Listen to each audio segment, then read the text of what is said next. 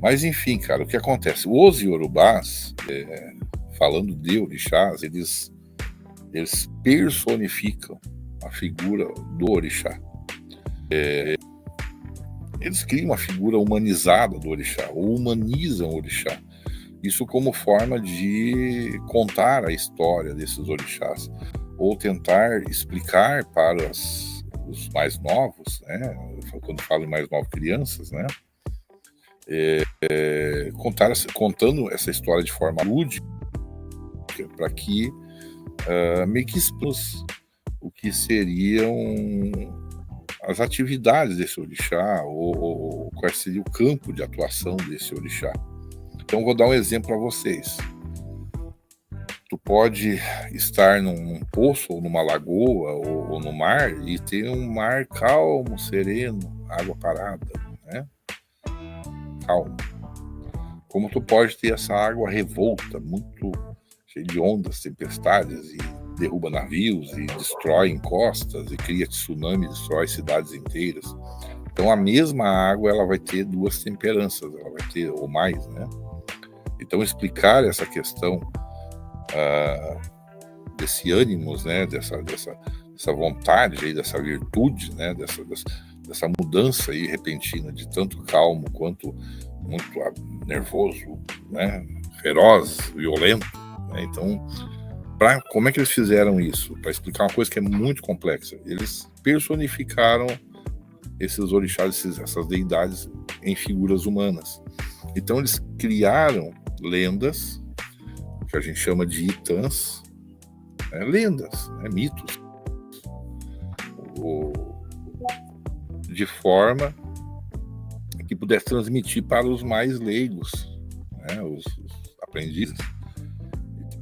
Então, quando diz que tal situação aconteceu em orixá e tal orixá, né? Ou que houve ali uma briga, ou não, ou que houve um casamento, ou que houve uma traição, eles estão querendo, na verdade, contar essas facetas, né, desse orixá e a sua influência sobre tudo, sobre as coisas, sobre as pessoas, sobre a natureza, sobre os biomas, sobre tudo, entende? Então, essa personificação, esse estereotipar, né, o orixá está nesse sentido, de contar ao pé da fogueira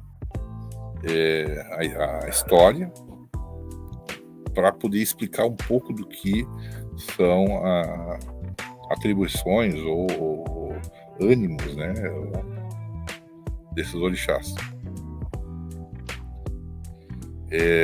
Em todas as culturas, né, desde sempre, há milênios, sempre se acreditou que os astros, né, eles influenciavam a Terra. E hoje a ciência prova isso, ensina isso desde sempre, né?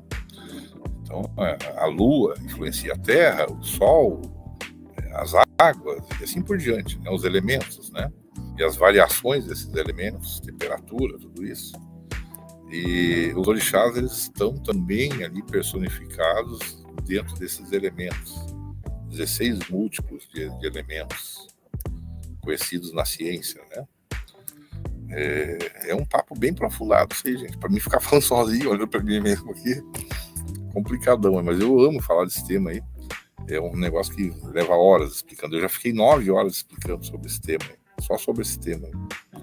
Mas foi uma maneira aí de tentar explicar para os mais leigos através de historinhas, né?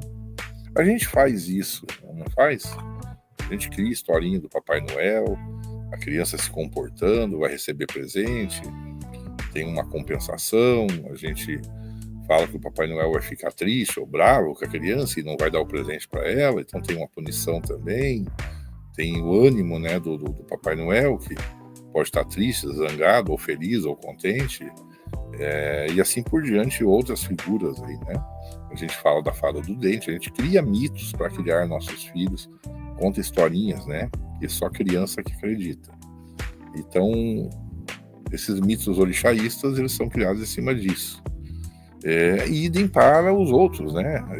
Enquice, Vodun, né? São de outras etnias, as 3 principais do Brasil, né?